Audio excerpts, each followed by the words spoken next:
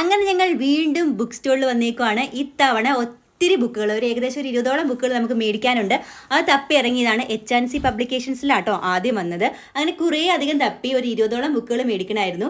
ഇത്തവണ കുറച്ച് മോട്ടിവേഷണൽ ബുക്കുകളും അതുപോലെ തന്നെ ആളുകളെ ഇൻസ്പയർ ചെയ്യുന്ന ജീവചരിത്രങ്ങളും ഒക്കെയാണ് മേടിച്ചത്. ഇതൊരു പേഴ്സണൽ ആവശ്യത്തിന് വേണ്ടിയിട്ടുള്ള ബുക്കുകളല്ല കേട്ടോ. അങ്ങനെ എണ്ണി എടുക്കുകയാണ്. അങ്ങനെ ബുക്ക് തപ്പാൻ വന്ന കുഞ്ഞുമുത്തിന് ഈ ഡ്രാക്കുളയും അതുപോലെ തന്നെ വീർബൽ കഥകളൊക്കെ വേണമെന്ന് പറഞ്ഞിട്ട് സ്വന്തമായിട്ട് പൈസയൊക്കെ കൊടുത്ത് മേടിക്കുന്നതാണ് ഈ കാണുന്നത് കേട്ടോ. കുഞ്ഞുമുത്തിന് ഈയിടെയായിട്ട് ബുക്കുകളോടൊക്കെ ഒരു താല്പര്യം വന്നു തുടങ്ങിയിട്ടുണ്ട്. അതുകൊണ്ട് ഞാനത് നന്നായിട്ട് പ്രോത്സാഹിപ്പിക്കുന്നുണ്ട്.